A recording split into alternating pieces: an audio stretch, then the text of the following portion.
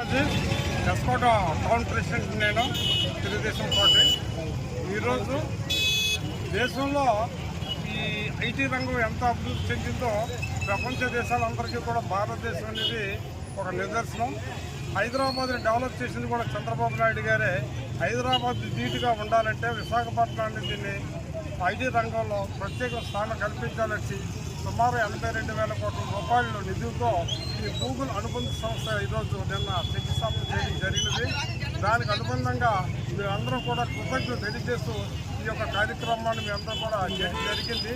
ఇటువంటి కార్యక్రమాలు ఎన్నో భవిష్యత్తులో చంద్రబాబు నాయుడు గారు విశాఖను అభివృద్ధి చేయాలని, దీని ద్వారా ఎంతో నిరుద్యోగ సంస్థ పెంచాలని కోరుకుంటున్నాం.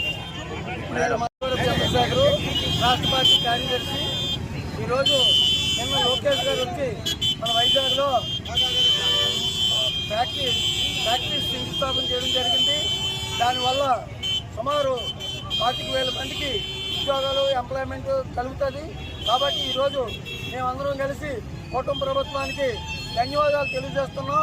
అంచేత ఈరోజు ఈ యొక్క అభివృద్ధి ఇలా ఉండకుండా ఇంకా దశ విధాలుగా మన ఏరియాలో మంచి ఫ్యాక్టరీ స్థాపించాలని కూటమి ప్రభుత్వం కోరుకుంటున్నాం.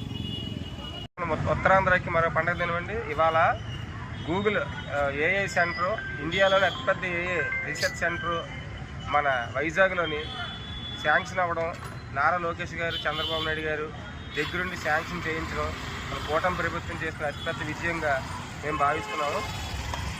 ఇలాంటి సెంటర్స్ రాబోతున్న తరం, ఇంకా రాబోతున్న రోజుల్లో కాగ్నిజెంట్ కావచ్చు, టీసీఎస్ కావచ్చు, లేదంటే ఇంకా టెక్నికల్ దిగ్గజాలైన చాలా సంస్థలు మన వైజాగ్కి రాబోతున్నాయి. ఈ ఐటీ హబ్గా తయారవుతుంది.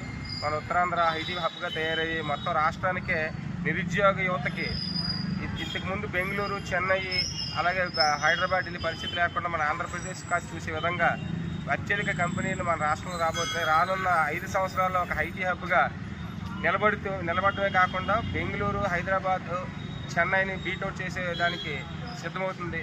ఈ పండుగ శుభదినాన్ని పురస్కరించుకొని ఇవాళ మా నియోజకవర్గ ఎమ్మెల్యే గారు లలిత్ కుమార్ గారి ఆదేశాల మేరకు 5 మండలాల్లో కూడా దీపావళికి ముందే ఇంకో దీపావళి చేయడం జరిగింది.